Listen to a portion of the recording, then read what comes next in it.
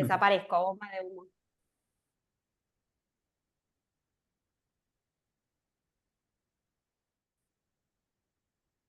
Bueno, hola, ¿cómo están? Hola, hola. Buenas. Buenas tardes y buenas noches, ¿no? Depende de dónde estemos. Buenas, Toca casi medianoche. casi medianoche, contanos, Quique, dónde estás, un poco sobre vos. Bueno, primero, la verdad que un placer. Y ahora hace años nos conocemos. Ari, conozco más a Dan, así que por eso dedujo que sos capo de los capos, porque realmente creo que Todo lo debes aprendí tener, de Dan. tienen Así que... él seguro que aprendió de vos. Eh, y nada, yo 43 años, no, 42, cumplo 43 el 13 de octubre, o sea que el año pasado no festejé. Porque era en la misma semana del 7 de octubre. Y voy a cumplir 43, hace 22 años estoy en Israel. Mi fecha de aliyá fue el 7 de octubre, así Wow. que una fecha que para mí siempre fue festejo. A partir del año pasado se transformó en diferente. Yo no sé si decirla triste, pero sí diferente, porque de alguna manera me hizo preguntar todo lo que yo había cumplido, de que el año pasado vivía la mitad de mi vida en Argentina y la mitad de mi vida en Israel, incluyendo también los 4 años que viví en Brasil de Shlichut.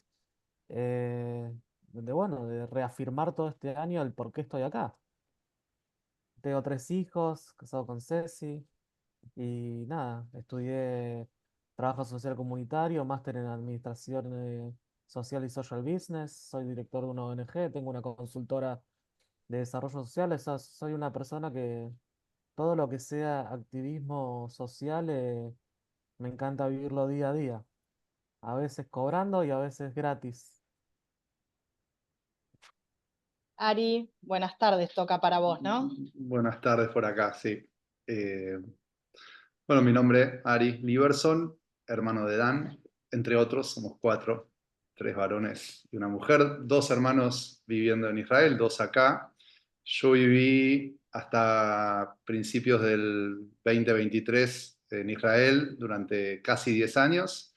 eh, y ahora estamos, o sea, volvimos a Buenos Aires con mi mujer y dos hijas. La más grande nacida en Buenos Aires, la más chica nacida en Tel Aviv.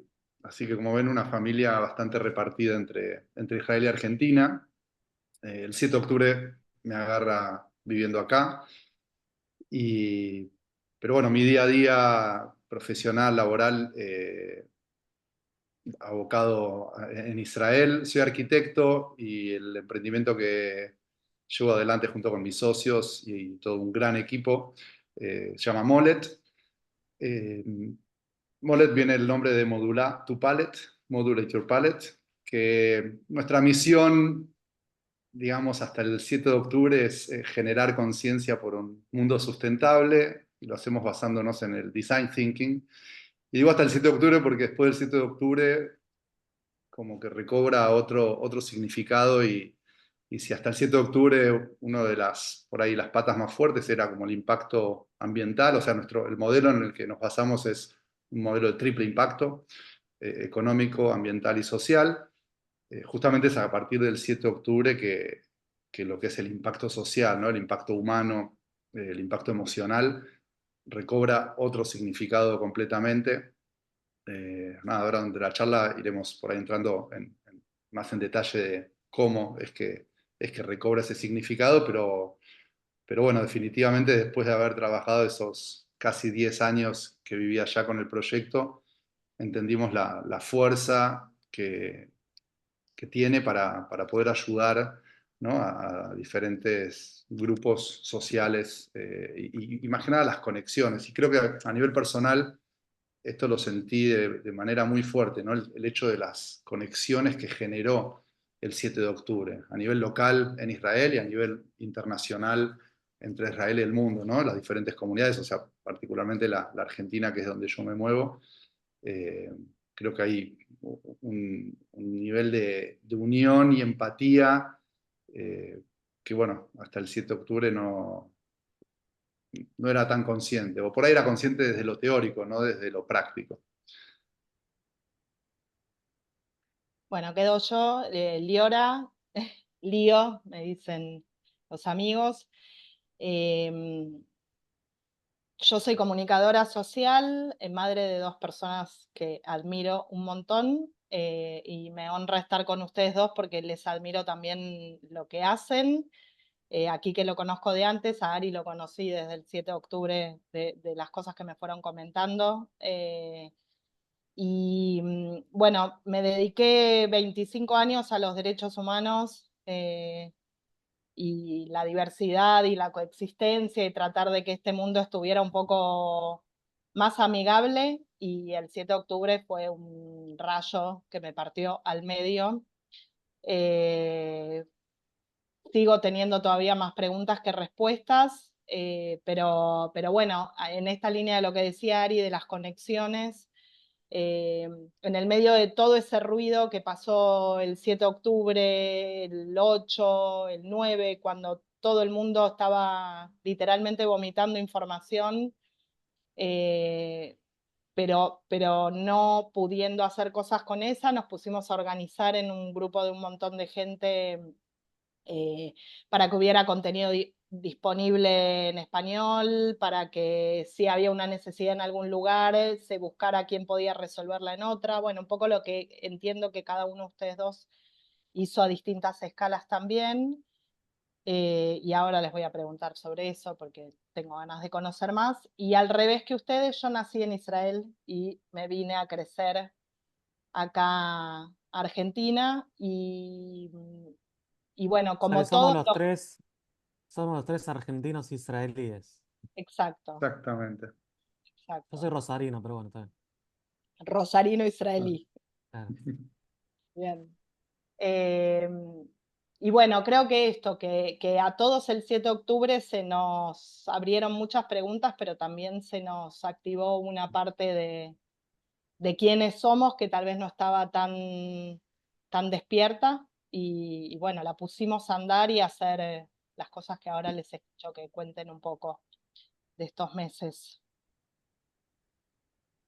Yo, para agregar y ir hablando, y después párenme, yo uso una frase mucho desde el 7 de octubre, que además de que empezamos a conocer gente maravillosa, empezamos a extrañar gente que no conocíamos. O sea, hoy les comentaba antes, estuve en Faraza, uno de los trabajos que estoy haciendo, con una ONG humanitaria. Estamos haciendo todo el trabajo con jóvenes de Faraza, de la rehabilitación y de que quieran volver algún día a vivir en esa zona. Y puedo asegurar que cada historia que voy conociendo de cada persona, yo siento que la conocía.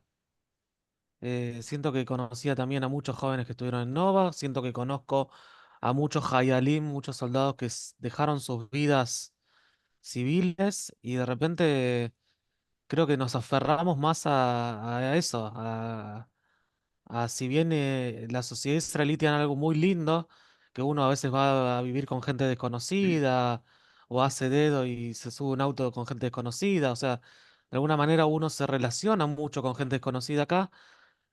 Nos aferramos mucho a eso, a personas nuevas que están y que no están, no solamente a las que conocimos con el hacer, sino que cada uno que está haciendo algo también perdió a alguien.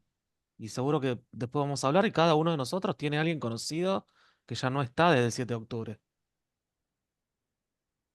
Sí, sí, totalmente. Me identifico mucho, Quique, con lo que decís. Eh, Desde el 7 de octubre, enseguida, o sea, lo más cercano fue empezar a escuchar historias cercanas. eh, Desde, bueno, no sé, el cuñado de mi hermano que estaba en la fiesta y lo mataron, o un chico que trabajó con nosotros durante mucho tiempo, que bueno, el papá se creía secuestrado hasta que hace un tiempo atrás salió a la luz que, bueno, lo habían matado, Lior Rudaev. El hijo Nadab trabajó mucho con nosotros, entonces de repente, viste, esas historias que uno escucha en las noticias y todo eran al final historias así, directas. Y bueno, ¿no? Y de ahí expandiéndose a lo que es, digamos, el marco laboral, profesional, en un proyecto que, bueno, viste, cada uno con su vida y su rutina y de repente de un día para el otro cambia absolutamente todo. Y a mí algo que me impactó, no me sorprendió porque habiendo vivido tanto tiempo allá, lo vivencié en carne propia, pero aún así me impactó es la reacción que hubo de la sociedad, de vuelta, y la sociedad israelí, y en la comunidad, el pueblo judío en todo el mundo. Yo creo que a todos les surgió la pregunta, ¿cómo puedo ayudar? Y cada uno desde su lugar empezó a cranear, bueno, cómo poder ayudar y de qué manera acercarse a quien necesita esa ayuda y brindar lo que se pueda. En nuestro caso, una de las actividades principales que promovemos en Molet son talleres de diseño y carpintería sustentable, todo con madera de pared reciclado, donde es un encuentro muy profundo, creativo, donde de forma individual, pareja, familias, equipos, crean muebles, ya sean para uso propio o para ser donados, y eso es lo que venimos haciendo durante muchos años y entendimos que hay algo, se tocan fibras muy profundas en esos encuentros y así fue como dijimos, bueno, tenemos esta experiencia, tenemos las herramientas, tenemos el material, ¿cómo podemos ayudar?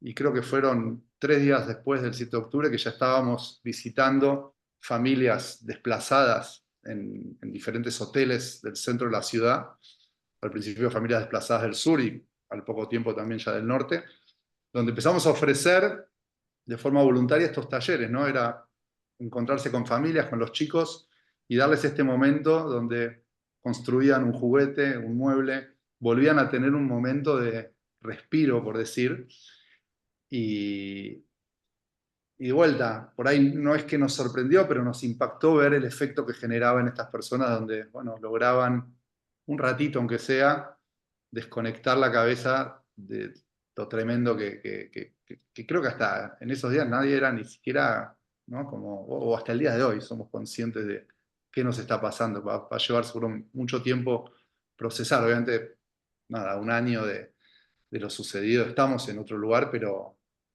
bueno, días de mucha confusión y ese accionar desde el cómo puedo ayudar me parece que es algo que le dio mucha fuerza a todos y fue como, bueno, el inicio de la reconstrucción que se empezó a sentir en el país a nivel de sociedad, a nivel de infraestructura, a nivel de alimentos, a nivel, o sea, en todos los niveles que uno se puede imaginar.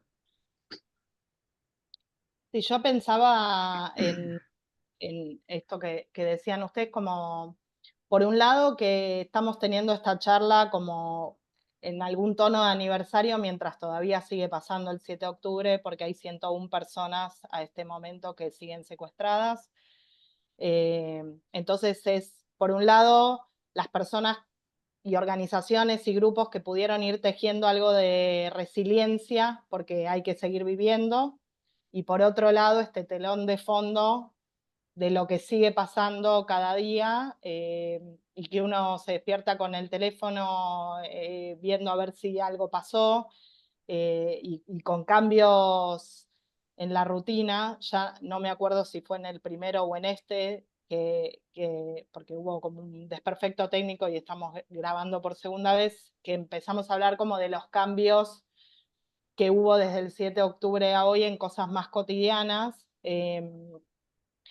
Y también pensaba en, bueno, a mí, por ejemplo, me tocó el 7 de octubre contarle a mi hijo que el hermano de su padrino había sido asesinado, pero también en la lista de secuestrados está Niao y Eitan, a quienes me crucé en jornadas laborales en algún momento de la vida, y también compartimos con Mika, que es la prima de Lior Rudaev, todos esos meses de esperar que él volviera y ahora estos meses de esperar cerrar el duelo, porque sabemos que fue asesinado, pero todavía no volvió.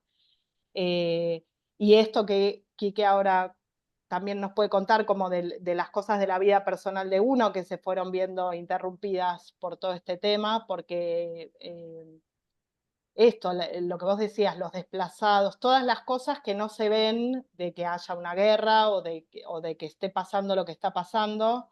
Y entonces, ¿cómo con algo tan grande y tan desestructurante a niveles tan distintos, porque desde algo chiquitito a algo grande, cómo fueron tan indispensables las redes que existían de antes y las que se fueron armando para sostenernos, y que no caigamos todos colectivamente.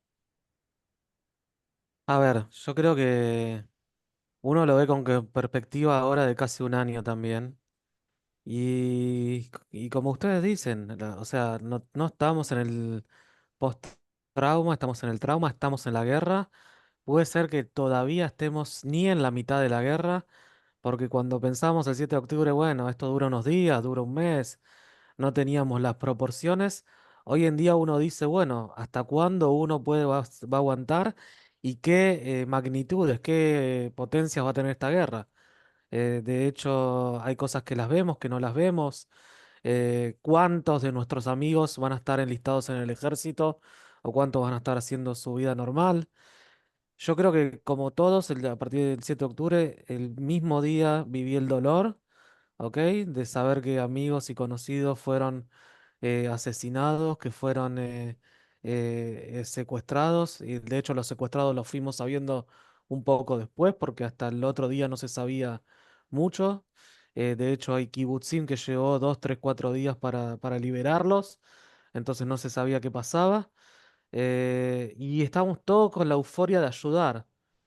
O sea, lo que cuenta Ari, yo lo puedo contar también en la ONG que realmente yo dirijo, se llama Forstart, que nuestro fuerte es enseñar Python, programación para jóvenes en periferia social, y de alguna manera generamos centros de resiliencia tecnológica en los hoteles con evacuados.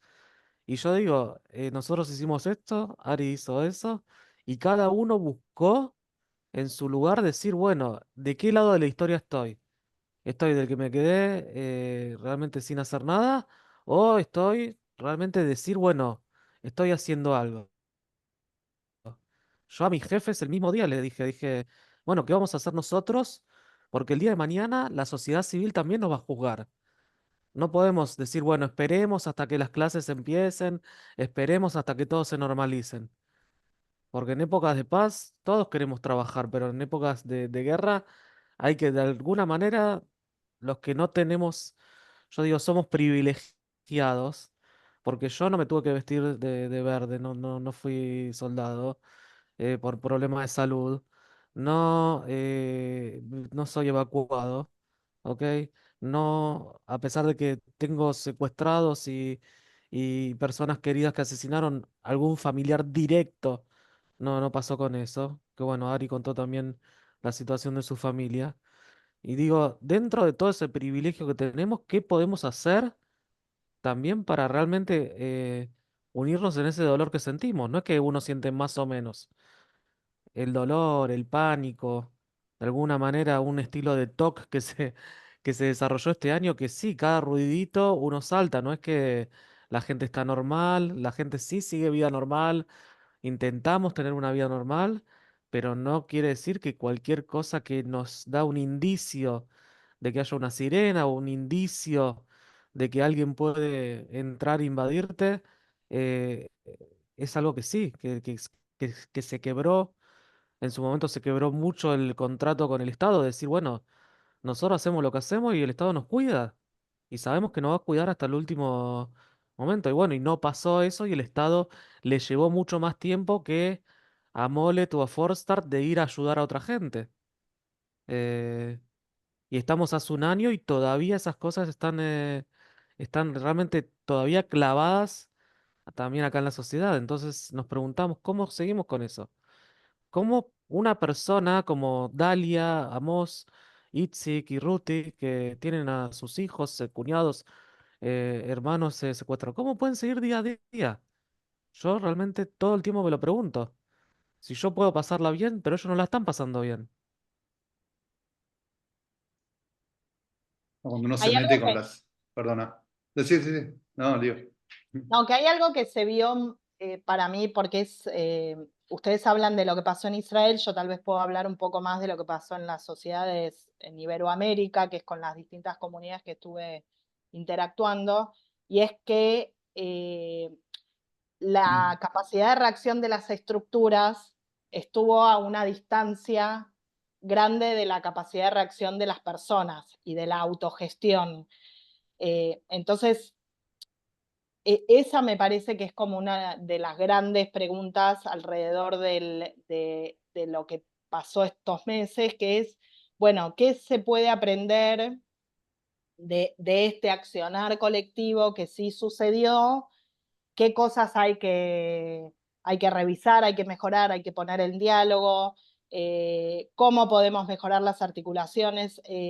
Nosotros, por ejemplo, estuvimos llevando y trayendo voces de Israel, o incluso, por ejemplo, acá en Argentina, que hubo mucho antisemitismo en las universidades, apoyando también para que eso no pasa, y entonces alguien que era abogado se puso a ayudar con alguien que era periodista, esa cosa de decir, bueno, ¿quiénes somos? ¿Qué tenemos para aportar? Y ponerlo desinteresadamente a disposición de la causa, me parece que abre una conversación respecto de nuestro presente comunitario en la región, pero creo que en Israel hay unas preguntas bastante parecidas que, no sé, todavía es difícil pensarlo, pero creo que hubo una reacción muy rápida en algunos lugares, no tan rápida en otros, y que algo de eso tiene que ver con lo que está pasando en este tiempo a nivel global y que es interesante conversar. Para mí algo muy fuerte es que siento que muchas de las reacciones nacen desde las entrañas, por decir, ¿no? A nivel individual o desde proyectos así independientes, voluntarios. Y a mí digamos, lo que visualizo en este año es que algo que empezó como, bueno, hay que hacer algo, fue tomando cada vez más forma. Y de repente pasó a tener, viste, su peso específico y su impacto mayor de vuelta de algo que, no sé si cuento desde mi experiencia personal. Como contaba antes, empezamos a hacer a brindar estos espacios de manera voluntaria, pero entendimos que iba a durar poco de manera voluntaria.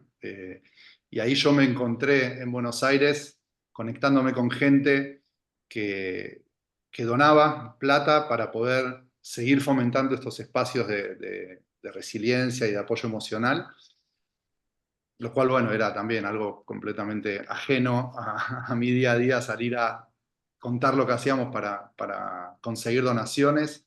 Así fue como también me conecté con un grupo que se llama Juntos por Israel, que empieza acá a partir de, digamos, el disparador de Hernán Feller, el periodista, alzando la voz en cada relato, que también empieza de una manera bastante así intuitiva, orgánica, y se transforma en una fundación con la cual hoy nosotros, o sea, nos apoyan muchas de las iniciativas que tenemos, entre ellas, por ejemplo, un centro que diseñamos y construimos para el postrauma en el norte, la estancia ROM se llama. Cosas impensadas al principio, y mismo en Israel llamamos a todo esto que empezamos a hacer Building Hope, construyendo esperanza, tanto a nivel físico como a nivel emocional, como contaba.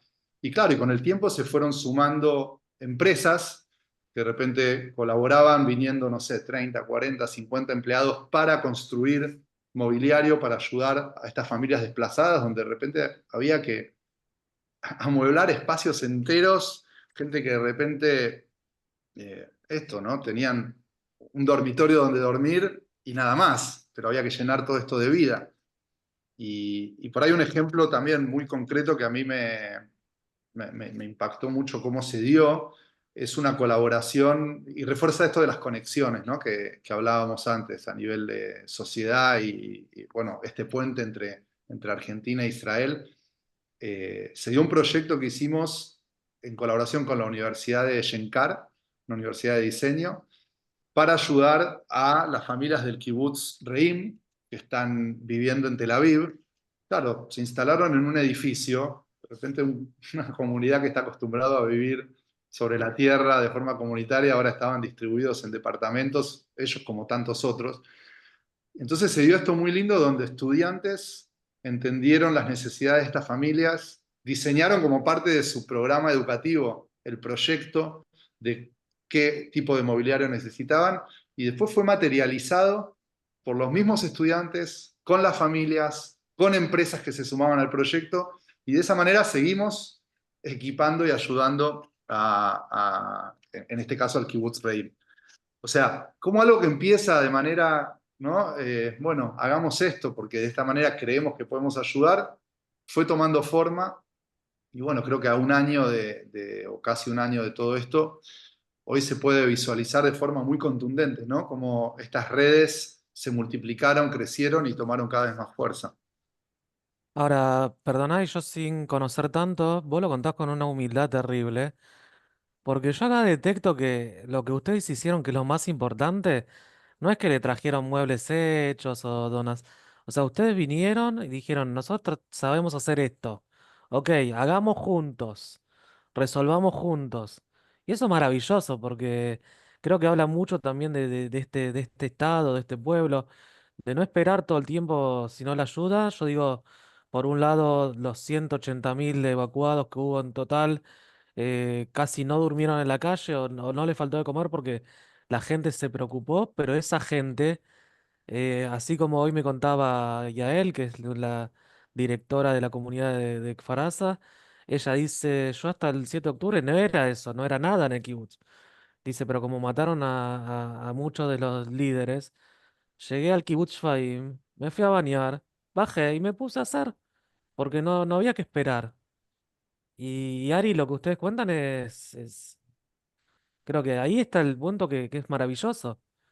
De decir, ustedes vinieron, pero no fue algo paternalista, maternalista, sino me imagino que, por lo que contás, construyeron con ellos, digamos, y eso está bueno, porque eso va a quedar, ponele que el mueble no se sabe cuánto va a quedar, pero va a quedar que vinieron ustedes y construyeron con ellos. Bueno, gracias, Quique. Y también siento lo mismo un poco por lo que contabas antes con Forstab, ¿no? A nivel de estos centros de resiliencia a través de la programación, porque entiendo que algo o sea, hay este punto en común, ¿no? De ir y brindarse a la comunidad que sea para, a través del hacer, ya sea un hacer esto constructivo, de armar un mueble o de aprender programación, estamos, bueno, tratando de brindar herramientas para que cada familia, chico, no sé, tuvimos también uno de los proyectos muy interesantes que, es más, todavía estamos haciéndolo, es con sobrevivientes del NOVA, ¿no? Donde estamos haciendo talleres en diferentes centros. Uno de ellos se armó también de forma como muy rápida en Kfar Maccabiá al principio. Y de hecho, esto lo conecto leí un artículo que hablaba de, bueno, cómo va a ser la forma de trabajar este nuevo post-trauma, ¿no? Como que se habla de que hay nuevos síntomas de post-trauma que va a haber que ser muy creativos e innovadores para trabajarlo. Y creo que lo vamos descubriendo como sociedad con el hacer. Yo qué sé, o sea, si me preguntabas antes del 7 de octubre, ¿crees que esta herramienta que brinda Mollet es efectiva para el post-trauma? Me hubiera impactado por ahí la pregunta. Y hoy te digo, o sea, contundente sí, viendo este efecto que genera. De vuelta, a mí lo que más me sorprende positivamente es esta ola, ¿no? Que crece y que suma gente y suma empresas y suma fundaciones y suma familias y suma todo tipo de profesionales y apoyo para algo que vemos que funciona, siga creciendo y sigamos pudiendo conectarnos. Hay Sí, algo yo creo que que suena todo. Perdón, sí, claro. no, que me parece que hay algo que es muy interesante también de recuperar de toda la experiencia y es que no empezamos de cero el 7 de octubre. Yo por lo pronto muchas de las personas voluntarias que se involucraron en los grupos en los que yo estuve, son personas que algún vínculo habían tenido con todo el trabajo que se hizo post-trauma en los atentados en Argentina. Entonces, creo que ahí hay una experiencia de voluntariado, de compromiso, de considerar que eso que está pasando es nuestro porque somos comunidad, somos un pueblo. Me parece que ahí hay como puede sonar naif, pero me parece que es un contenido que estaba disponible y se activó. Lo mismo respecto de las cuestiones que promueven la resiliencia. O sea, probablemente vos no diseñaste de cero con el impacto final, pero trabajar la tierra, trabajar la madera, involucrarse con algo, o lo que Quique está haciendo de resiliencia tecnológica, que es, bueno, entender cómo funciona la matriz, cómo funciona lo que está del otro lado para poder hacer algo con eso y transformarlo o tener un grado de actividad y de participación en lo que sí puedo tener frente a el telón de fondo de lo que uno no puede controlar o no puede hacer. Me parece que ahí hay como un montón de buenas prácticas que se fueron acumulando durante muchos años, que estaría buenísimo que en algún momento nos sentamos y empezamos a sistematizar, pero que es básicamente esto, devolverle a la persona, al grupo, al colectivo, al kibutz, a la familia, la capacidad de hacer algo con la realidad sobre lo que se puede. Mira, el kibutz, yo realmente trabajo hace muchos años con el movimiento kibutziano y digo, es impresionante que a pesar de que pasaron las mayores masacres, vos ves la diferencia de cuando uno viene ya viviendo en comunidad, la diferencia que la gente que le pasó en ciudades o en lugares que no tenía comunidad. De hecho, es algo totalmente diferente. Todo lo de resiliencia suena hermoso, pero acá, como dijimos, cada israelí y cada, puede ser judío en el mundo, está viviendo un trauma que va a haber que ver cómo lo enfrentamos y cómo lo vivimos, no negarlo. Yo, de hecho, como trabajador social que vengo de la parte comunitaria, dirección de ONGs y toda la parte macro, estoy pensando mucho en el último año si no tengo que, como un estilo de Shlichut, de algo, de un trabajo que se necesite acá, de hacer CBT y de cambiar a ser terapeuta. O sea, si bien tengo parte de mi preparación para eso, digo, no tengo que cambiar a hacer eso. Es algo que me lo pregunto si no es lo que vamos a necesitar. Obviamente las cuestiones también, me imagino la palabra retreat es conocida ya, todo lo que sea como antes se llamaba retiro espiritual. Hoy en día es una de las cosas más comunes en Israel. Hay un montón de lugares en Israel que la gente pasa unos días, se llama retreat, y hacen tratamientos y hacen diálogo y todo el tema de trabajar el tema. O sea, no fingimos demencia, sino intentar realmente, digamos, de enfrentar el tema en este momento. La cantidad de hielo que se gastó este año para hacer baños de hielo tratar el trauma es impresionante. La cantidad de mantas también para post-trauma, de mantas pesadas que se usan para niños, también se recogieron mucho. Un montón de cosas. Lo mismo es mi pregunta, y es algo que es la espina que tenemos adentro, es cuánto va a durar esto. Yo vine en una de las peores épocas de Israel, en la Intifada del 2002, que era o sea, explotaban los autobuses todo el tiempo. Después viví muchos años de tranquilidad. O sea, estuve 22 años en Israel, tuve muchos años de tranquilidad. Pero por otro lado dice uno, bueno, ¿cuándo va a volver esa tranquilidad acá? Y cuándo vamos a poder pensar si traer a todos los secuestrados es lo que va a terminar o vamos a tener otros pánicos. ¿Cuántos secuestrados van a volver con vida? Y queremos que vuelvan y que vuelvan con vida. Especialmente los que sabemos que todavía no nos avisaron que están muertos. Yo espero que escuchemos buenas noticias pronto. Creo que no soltamos ese, no sé, yo hablo mucho con la prima de de los vivas, o sea, no soltamos ese deseo. Creo que hay también otra pata, me toca decirla, supongo que por eso también estoy acá, que es que todo el 7 de octubre reactivó traumas muy ancestrales en las comunidades judías del mundo, que está viendo como muchas otras situaciones también de antisemitismo. Entonces, me parece que es un cimbronazo grande, de vuelta, como decíamos antes, a niveles muy profundos. Una de las preguntas que me habían pedido que trabajemos ahora es cómo nos afectó a nosotros. A mí me pasó esto, de dedicarme 25 años a que estas cosas no estén pasando de vuelta y están pasando. Entonces, te entiendo la pregunta de, bueno, ¿cuál es el rol? ¿Cuál fue la efectividad de las formas en las que hicimos, en las que construimos coexistencia? ¿Qué sentido tiene hoy hablar de paz? ¿En qué lugar se puede anclar algo como eso? Y bueno, no sé si tengo tan claro por qué, pero con todas las personas que hablo no sé, de México, de España, de Chile, cada uno con su particularidad de cómo esto les impacta. eh, Esto fue un cimbronazo a la forma de construir todo lo que estábamos construyendo. Entonces, es lógico que nos preguntemos qué rol vamos a tener en lo que viene. Yo creo que, o sea, un poco, Quique, lo que vos transmitís es un reflejo fuerte de la sociedad israelí, ¿no? Esas dos caras, o lo que venimos charlando, ¿no? Las dos caras de la misma moneda.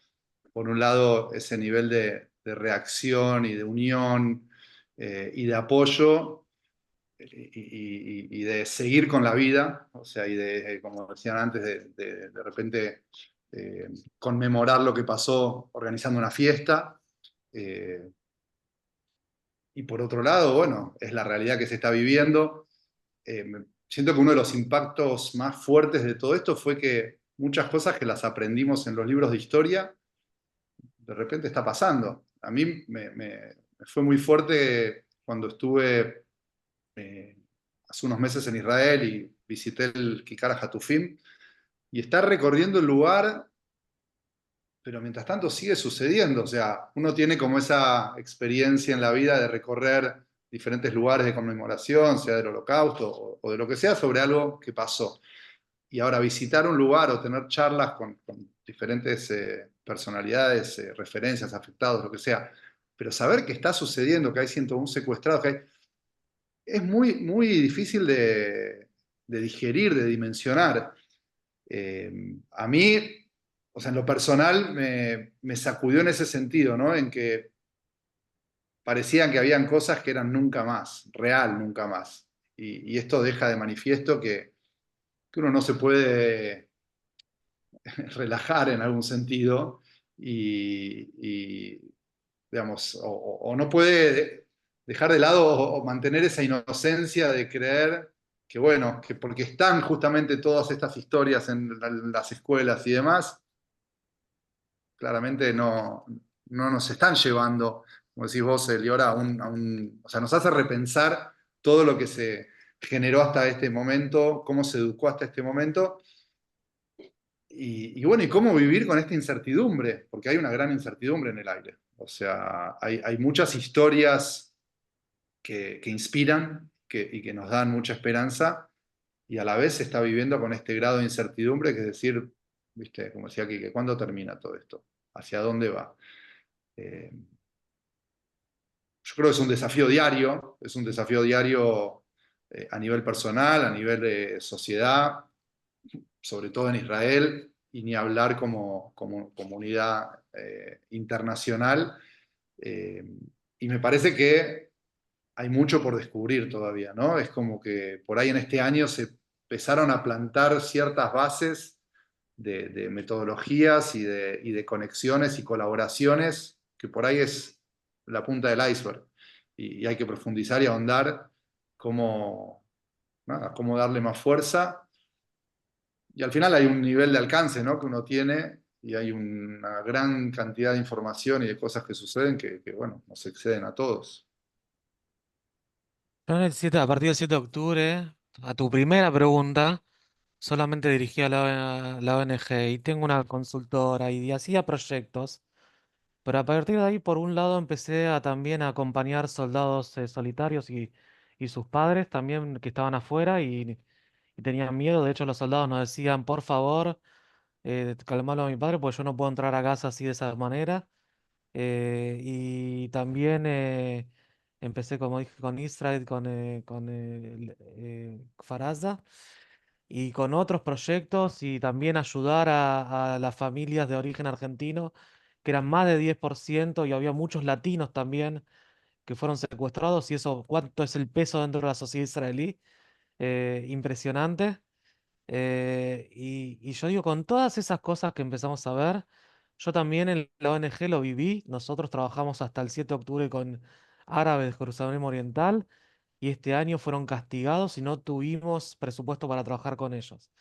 Y uno de los objetivos que me puse es hasta el próximo 7 de octubre, yo vuelvo a trabajar con árabes. Y la semana pasada me aprobaron un proyecto, la verdad que muy contento, de volver a trabajar, de hacer un grupo. Y entender eso, vos dijiste la palabra paz. Yo creo, y como una persona puedo catalogarme centro izquierda, sí quiero que realmente que más que nada vivamos como Estado de Israel y lo primero es la legitimidad de existir, eso no cabe la menor duda, la seguridad de todas las personas que viven acá. Por el otro lado estamos ubicados en Medio Oriente. Y todas las personas de ultraderecha que me venían a decir, ah, viste, yo te dije, todos los árabes nos quieren matar. Y bueno, si vamos a creer así, o vamos a vivir toda la vida con pánico o toda la vida en guerra. Entonces, de alguna manera, cuando pase todo esto, porque en guerra no se puede hablar de paz, la paz es algo que se puede planificar cuando la guerra termina, o se puede empezar a hablar de eso, y está más allá de nosotros decir cuándo la guerra termina o no, somos personas normales, pero sí intentar de encontrar lo máximo posible de personas, que eso es lo que creo. O sea, el día de mañana, las mismas cosas que Ari cuenta que hicieron con evacuados, los pueden hacer obviamente ya deben haber hecho con otras poblaciones en Israel y viven acá. Y hay 2 millones acá y tenemos 5 millones más en los territorios ocupados liberados, como lo quieran llamar, o autonomía palestina, y tenemos otros cientos de millones también en todo Medio Oriente. Y de alguna manera yo quiero siempre intentar pensar un futuro mejor. Más cuando a partir que trajimos hijos, todos somos padres y madres, y nadie trae un hijo para un mundo peor, ¿no? O sea, uno quiere educarlo con valores, quiere educarlo que crezcan y ver cómo también pueden jugar tranquilos y ellos también traer hijos y hacernos abuelos, así es la visión de Lidia, papi y mame. Pero, ¿quién no quiere traer para? Mi hijo mayor se llama Liam. Yo soy parte de un pueblo. Lloyd Dad Milhamot no sabrá más de guerra. Y yo sé que en 6 años él se enrola primero, después tengo 2 más. Y 9 de 10 años voy a tener hijos en el ejército. ¿Ok? Y eso no importa dónde vivan ustedes. También van a vivir lo mismo con sus hijos. Porque van a llegar a las universidades. Entonces, si no seguimos luchando por un mundo mejor, ¿para qué los trajimos? Sí, a veces es difícil hablar desde lo local cuando estás hablando con alguien que vive en un territorio eh, donde hay guerra, digamos, como que uno Comanche. siente, claro, como que uno siente que, va, no sé, a mí a veces me da, y lo he hablado con otra gente, nos da como pudor, como si lo de acá no fuera no tuviera la magnitud o lo que sea, pero a mí me parece que hay ciertas líneas de continuidad entre lo que está pasando en todo el mundo respecto, por ejemplo, bueno, de esto, de los vínculos todos fragmentados, el crecimiento de la hostilidad desmedida, esta idea de que el otro no tiene la categoría persona, a mí me gusta usar la palabra persona porque te devuelve esa humanidad que no se la quiero sacar a nadie. O sea, digamos, todo el mundo tiene derecho a una vida digna, a una casa digna, a salud, a educación, a comer. Entonces, esta cosa del trato al extranjero y a la viuda, digamos, que es bien de nuestro judaísmo, se está viendo deteriorado en un montón de lugares del mundo. Entonces, me parece que ahí, una vez más, nos va a tocar resetear la conversación, volver a explicar, volver a intentar. A veces me pregunto si somos nosotros la generación que vamos a poder hacer eso, porque estamos ya quemados, sobre todo después del 7 de octubre, pero es verdad que hay que volver a ponerse a construir un mundo que sea un poco más amable para vivir. Y de ahí sacar esto. Bueno, es difícil hablar de paz porque suena naif, pero hay que empezar a hablar de paz posible. Hay que dejar de hablar porque hay muchos lugares, esto también es algo que pasa dentro de los grupos, como que se empiezan a prohibir ciertas opiniones o se empieza a reducir el diálogo y la conversación, y de vuelta, no es lo mismo que estar poniéndole el cuerpo a una guerra, pero me parece que sigue siendo necesario complejizar el pensamiento, volver a poner a circular ideas. Con un grupo de mujeres hablamos, que trabajamos en temas, yo trabajo bastante en comunicación y cambio social y derechos de niñas, niños y adolescentes, y estábamos hablando de cómo la experiencia de trabajo en trauma en Israel sirve para un montón de otras situaciones de violencia, no deja de haber trata infantil en el mundo y otras cosas. Entonces, cuando todo esto sea otra cosa, o tal vez ahora, mientras esperamos que vuelvan todos a casa, tal vez eh, se puede seguir compartiendo, como en este espacio, las cosas que sí sirven. Yo escucho a Ari y digo, ¿cuán sanador puede ser que hagamos Molet acá? Y contás conmigo. Eh, y digo, bueno, Quique, la próxima que vengas, que puedas entrar en contacto con personas que trabajan violencias eh, y que ayudan a niños, a familias, eso, nada, que aunque nos ha tocado esta mierda, si se puede decir esta palabra, no se me ocurre otra, bueno, hay todavía partecitas del mundo que se pueden iluminar. Yo creo que, digamos, algo que generó todo esto es que no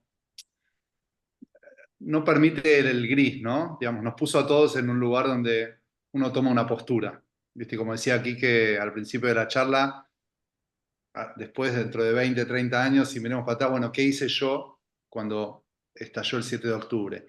Y creo que eso se da no solo en el pueblo judío, sino en la sociedad en general. Lamentablemente muchos deciden criticarnos, discriminarnos y subirse a un discurso populista, digamos, que, bueno, claramente está demasiado arraigado en la historia mundial, pero muchos otros no. Muchos otros deciden unirse y colaborar desde donde a cada uno le toca, pero me parece que nos puso en este lugar, ¿no? Donde, ¿de qué lado estás? Y en ese de qué lado estás, yo vuelvo por lo menos desde el lugar que me toca en esta, o sea, me siento como muy puente, ¿no? Entre, bueno, estar viviendo acá con un emprendimiento allá y esta posibilidad bueno, ayudar desde donde podemos. Me pasó que en estos primeros meses donde, bueno, empecé a conocer diferentes personas con muy buenas intenciones de colaborar, y yo bastante incómodo al principio, porque bueno, era, no sé, algo que no estaba habituado, y lo que me cambió bastante la mirada fue alguien que me dice, viste, yo como, bueno, muy agradecido por el apoyo y todo, y dice, no, pero a ver, Ari, no me entendés, te agradezco a vos que me estás dando la posibilidad de ayudar y de acercarme a gente que si no en la vida no hubiera podido acercarme y colaborar como lo están haciendo. Y creo que trayendo, vuelta, no sé si es naif o no, pero como lo positivo que generó todo esto es este despertar colectivo y esta unión a nivel local y global, que bueno, no sé si se hubiera dado de otra manera o no, no lo sé, pero sí puedo decir que en los casi 10 años que viví allá, en las otras guerras que nada tienen que ver con esta, pero hubieron como 13 mini guerras, llamémoslo, y uno ve una unión en el pueblo que, wow, viste, ya como una cara de Israel, no que uno no conoce, pero que aparece, viste, se puede tocar. Creo que por la magnitud de esto trascendió a la sociedad israelí y llegó a un nivel, bueno, vos, Lío, misma, ¿no? Con todo lo que conectás, estas redes a nivel de latinoamericano, centroamericano, que no sé si estaban o no antes, pero acerca mucho.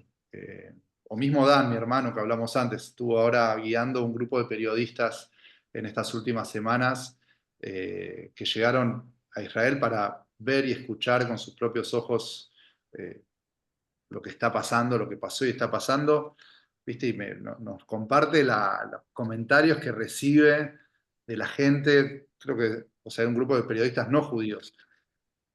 Nada, o sea, hay un lado en este mundo que se une a nosotros y, ¿no? Con el fin de dar visibilidad a todo esto que está pasando, que es escuché una de las frases de una persona que vino a dar unas charlas acá que dice, hoy somos todos soldados. O sea, no solo los que se pusieron el traje verde, obviamente sostienen la parte más dura y es tremendo, y con esto que digo no hay ninguna intención de equiparar nada, ¿no? Pero digamos, cada uno le toca pelearla desde donde está y con los recursos que tiene.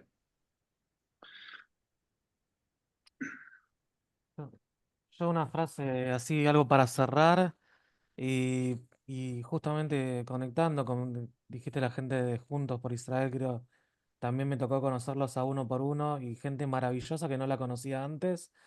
Y me reencontré, por ejemplo, con Liora, gente que hace años que no veía. Y creo que eso, el tema de la red que tendió el 7 de octubre, estamos también algo en un marco de lazos. La significatividad, significancia, ¿no? Significado que dio a lazos todo este último año también fue impresionante, así como fue en el corona. Las personas, especialmente los judíos, nos encanta las épocas de crisis para demostrar que podemos llevarla adelante. Esperemos que no tengamos que ser así todo el tiempo o cada 2 años, pero sí que nuestra cabeza esté por un lado, para sanar y la otra para reconstruir.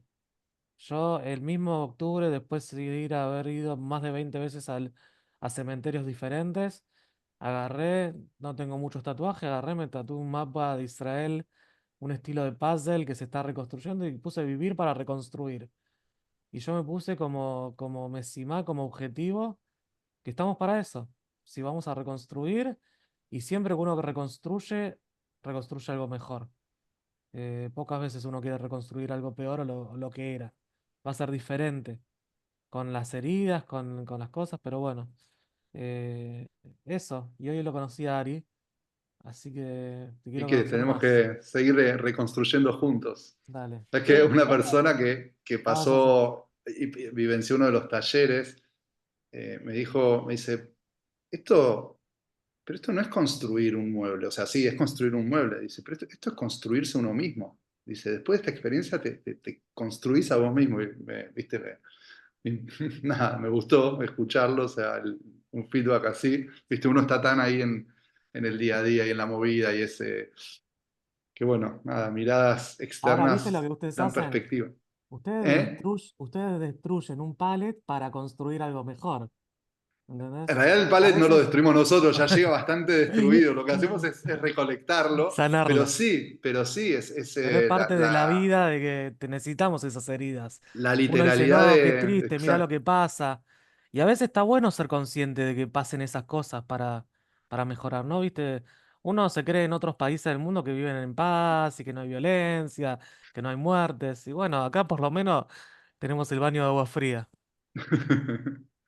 bueno, acá lo que puedo aportar y después les digo a cada uno que digan algo sobre el futuro y ya me están obligando a que cerremos porque esto tenía que durar menos, pero nos podemos quedar hablando. Somos el primero. Es, acá una situación que a mí me marcó mucho fue cuando unas universitarias judías contaron que fueron acosadas, agredidas físicamente en una universidad de acá, Y como vos decías, Ari, esto de, bueno, en los libros de historia lo leímos, o sea, ahí rápidamente como comunidad nos pusimos a decir, esto acá no pasa nunca más. Entonces, creo que el trabajo que se ve muy claramente, lo que ustedes fueron contando, es dar herramientas. O sea, tanto Ari como Quique, bueno, y yo en otras medidas, estuvimos tratando todos estos meses de compartir las herramientas que conocíamos para construir el nunca más posible. Y entonces me parece que es eso, a futuro será cuestión de seguir identificando las herramientas posibles para una vida mejor, más digna, significativamente judía. A mí me parece que si nos persiguen por algo está bueno saber por qué y que eso sea elegido, si es que lo queremos, como una cosa que vivimos a diario, y si no, no, y también está bien, pero me parece eso, que se resume en dar herramientas para lo que sí, para seguir construyendo lo que sí está bueno que siga pasando. Y les dejo la palabra final sobre el futuro a ustedes. ¿Querés- Mm. yo digo algo cortito y cerrar con la sabiduría? Y sí, podemos citar un montón de fuentes justamente judías, porque yo creo que lo judío no es solo lo religioso, y decir, bueno, si no soy yo, ¿quién es? Si no, no es ahora, ¿cuándo? Y yo le sumo, si no es en conjunto, no tiene valor. Y eso, seguir haciendo cosas en colectivo, en conjunto, y bueno, y para bien. Gracias. Me alineo completamente, Kike, a este punto de en conjuntos, ¿no? Creo que es, también me surge pensar en Tikkun Olam, ¿no? El concepto que tenemos, ¿no? Como misión, como pueblo de Tikkun Olam, arreglar este mundo. Creo que hoy queda más que claro que hay muchas cosas por arreglar y en algún sentido le da propósito, ¿no? ¿Para qué estamos acá? Y por ahí lo que visibiliza y pone muy de manifiesto es esto de juntos, o sea, esto es en conjunto, las soluciones son colectivas y esto hay que reafirmarlo y materializarlo, o sea, cada día, ¿no? No es algo, no es una frase que la dejamos ahí, lo vemos, o sea, cada día en Buenos Aires, en Israel sobre todo, en donde sea del mundo, pero esto es juntos. Y cada uno aporta lo que tiene, lo que puede, y esa es mi mirada hacia el futuro. O sea, dentro de este contexto de tanta incertidumbre, mientras sigamos conectándonos y haciendo las cosas juntos, no tengo dudas que nos va a traer buenos resultados. Y a veces esos buenos resultados no son, o sea, ojalá sean la paz y estar en el momento y que todos los secuestrados vuelvan, pero esos buenos momentos también pueden ser esas pequeñas acciones de cada día que, bueno, que van dejando su huella. Bueno, aprendimos lo más importante mientras suena el timbre y es que nadie se salva solo. Bueno, Así Bueno, es. Shana muchas Tova, gracias. Terme Akodemet. Shana Tova. Sana Toba. Digo, Shana Yotar Tova. Así es. Amén.